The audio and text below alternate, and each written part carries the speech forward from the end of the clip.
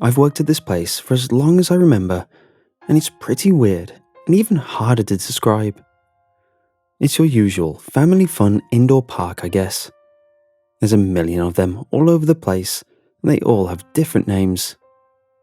We have a crappy little cafe that overcharges for stale hot dogs, and then a buttload of warehouse space filled with random crap to keep kids entertained. There's a jungle gym, an arcade with ancient games, a greasy bowling alley, and obviously, there's a ball pit. Honestly, it's a pretty cool job, although it has taught me that kids, in general, are super weird. I remember this one time a random kid came up to me and handed me some marbles, and then just started laughing. It took me a few minutes to get it out of him, but he told me that he shoved the marbles up his butt, and now I was touching his butt marbles. And he just thought it was the funniest goddamn thing anyone has ever done. Ever. We have a high turnover rate, that's for sure. We chew through new employees like popcorn, and I think it's because kids have this weird ability to home in on anyone they make uncomfortable and just thrive off the awkwardness. At least teachers and parents get to deal with only one set of kids, right? They get to know them over time, and sure, those kids will occasionally explode or have prolonged periods of crazy high energy, but for the most part, the parents and teachers are there to manage the kids. But that's the exact opposite of what we do. We're here to manage the center, not the kids. Every kid here is meant to blow off steam. That's why parents bring them here. It's why they pay the entry fee. And we can't make these kids sit down or write lines. We can't threaten to goad or shout. What we have is a revolving door of kids who are permanently psyched out, and we're just meant to keep them occupied long enough for their parents to smoke a joint around the back or cry in the toilets where no one can see them break down. I gotta say, it's tough. I only stuck it out because I'm in management, and that means my job is to get a bunch of teenagers to do all the dirty work. It's like a pyramid scheme, but grosser. Nobody at Enron had to brush vomit out of a crying 9-year-old's hair. Still, I limit my exposure to the kids, and for a damn good reason. They scare the hell out of me. For one thing, there's always the wrong number. This place is always full, no matter how many tickets we sell. Most people don't even stay here long enough to notice. But I have. I've spent a few years now counting tickets and then heads, and I know for a fact that there are rainy days in the middle of the coldest winters when we sell 10, maybe 20 tickets at most. But no matter what, the floor is crawling with kids. Another thing, kids go to the ball pit and don't come out. Nobody complains, nobody's reported missing. But I know for a fact that not only do some kids never come back out, but some kids that do come out never went in the first place. I already know what you're thinking, that I'm nuts. But I once trialed a photo day just to confirm my suspicions. I took pics of the kids and parents coming and going. I said it was for a competition. And I swear to God, I have dozens of photos of parents coming in with one kid and leaving with a totally different one. I've thought about trying to empty the ball pit out to see if there's anywhere they could go, like a tunnel I never knew about. I did try to empty it once.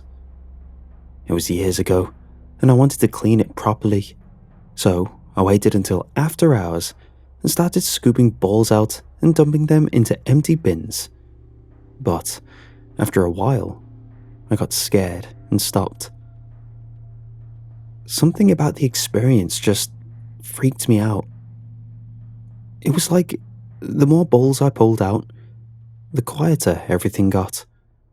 Like the whole place started to anticipate something. All those weird cartoon characters painted onto the walls with freaky eyes that follow you around the room. The zombie shooter arcade machines that make those stupid, fake ghoul noises. The twisty airplane rocket that rocks back and forth and blasting obnoxious music. It all kind of faded out. It was like the whole place held its breath, and my head started to throb like the world's worst hangover, and my mouth started tasting all coppery, and it made me want to retch. It freaked me out, and I stopped and just tipped the balls back in. As soon as I did, the pressure in my head released, and the place was full of noise again, like nothing had even changed. Now, I just clean the ball pit out with one of those nets they use for swimming pools. There's always the weirdest stuff in there. Dead mice, crushed insects, dog poo, random goo, and what I can only describe as a series of gifts or messed up experiments. I don't know where they come from, but a week hasn't gone past where I haven't had to fish some half-dead, tortured animal out of the depths of that pit. If I'm lucky, the animal dies as soon as I pull it out, but I keep a spare pillowcase around here just in case. I don't know how humane it is to be stuffed into a sack and smashed against an alley wall, but I know it has to be more humane than keeping them alive.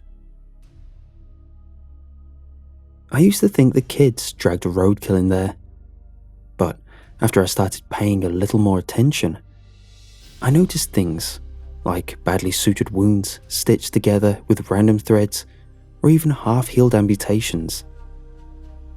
I don't think it's even possible for a kid to pull off such a successful trepanning on a squirrel and keep the thing alive, half paralyzed at the bottom of a ball pit. It just doesn't make sense. But I keep finding them, half stuffed with bugs, eyelids cut off. Jesus Christ, the worst one didn't even have any cuts. I still don't know who did it or how. I don't know how the ball got inside the rat. It was alive, with no scars or open wounds, but it was like it had swallowed the whole damn ball. It wasn't crying or making any noise. It was just shivering, alive and in shock at what had happened to it. The pain must have been overwhelming. All of its organs crushed, its bones pushed out of sockets. Just looking at it made me want to hurl. It was the most unnatural thing I've ever seen. It's just another reason why I couldn't ask anyone else to do this job. I think most people come and go so quickly, they never realize just how weird it is. I'd rather no one start asking questions. I think if I was braver, I'd try to dig a little deeper, and I'd encourage others to help me. But no one else has seen the weirdness up close like I have, and I guess my conclusion is this. If we don't know what's down there, why bother it? It's clearly best to just leave it alone. That's why I'm glad we have a high turnover rate. People get super weird if they stick around too long. I've moved a few people on because they started to go a bit loopy. First, we see paranoia setting in. They start looking at you funny. All the kids. I mean, the kids I get. But me? What's wrong with me? Second, we see them starting to fixate on the ball pit. People who stay too long obsess over it. When you're not looking, they'll sneak over and try to jam a broomstick into the bottom. When they can't find it, they'll start freaking out, talking about foundations and floor plans. Finally, the worst ones will start trying to go over my head and speak to corporate. They go nuts, asking questions and ringing numbers and just bugging me over and over. If you're not careful, they can actually become quite threatening. I know you wouldn't think it, but people get really wound up about this kind of stuff. One girl I had to call the cops on. She developed a real unhealthy interest in me. She even asked me where I lived. She wanted to know where I slept and ate and who my parents were. Even after I fired her, she kept coming back, even tried to burn the place down. I think this place messes with people's minds because she started talking about how the number to HQ just went to my office. My driver's license was fake, my clothes had someone else's name sewed onto them. Where did I even go at night? Where did I sleep? Where was my car? She even revealed that one night she'd camped outside the building and waited for me like some goddamn stalker. When I confronted her about it, she had no defense. She was completely gone over the edge, talking about how the old manager went missing years ago and I was wearing his uniform and no one had ever seen me outside the center. I'm glad she's gone now, because she made me really uncomfortable with that paranoid rambling.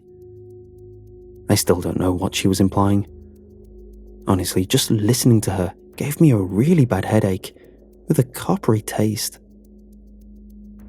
I still wonder what happened to her.